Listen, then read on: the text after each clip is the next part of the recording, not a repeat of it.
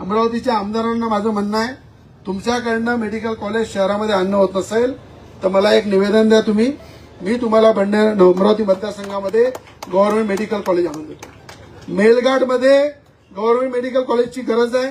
अचलपूरमध्ये 2-2 आमदार जर म्हणत असेल तिथं गव्हर्नमेंट मेडिकल कॉलेज पाहिजे नितीन भाऊ, तर मी तुम्हाला सांगतो या मंचावर मी त्यांना दिल्लीला घेऊन जाईन आणि गव्हर्नमेंट मेडिकल कॉलेज अचलपूरमध्ये सुद्धा आणून दाखवीन.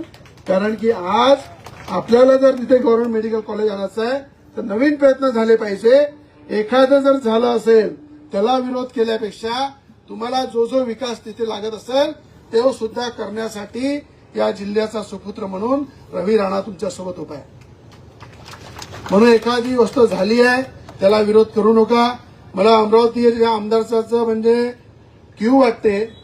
ज्याला बडनेरा मतदारसंघामध्ये 2-2 मला आमदार बनवलं आहे जनतेने, बरोबर नाही का? 2 वेळा जर त्या एखादं झालं मी पडलेल्या लोकांना विसरून जात असतो काय, काम करत असतो काय.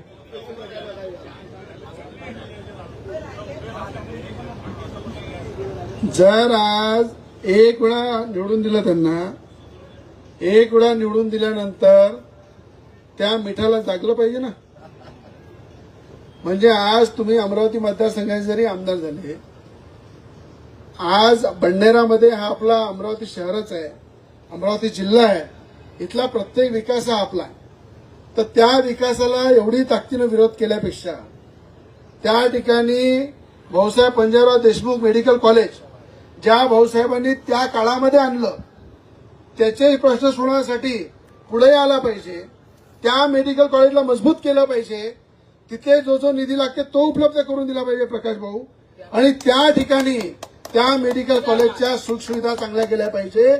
ते मेडिकल कॉलेज सुद्धा सेमी गव्हर्नमेंट आहे आणि भाऊसाहेब पंजाबराव देशमुखांनी जर त्या काळामध्ये आपण आणलेला आहे तर आपण या काळामध्ये तिथल्या सुविधा पूर्ण करण्यासाठी मेहनत केली पाहिजे. असं मला त्यांना माझी विनंती आहे. जास्त एनर्जी वेस्ट करू नका, जास्त तुम्ही त्याचा विरोध करू नका. काहीच फरक पडणार नाहीये. डोकं जरी आपटलं तर डोकं फुटन, पण त्या मेडिकल कॉलेजला धक्का लागणार नाही.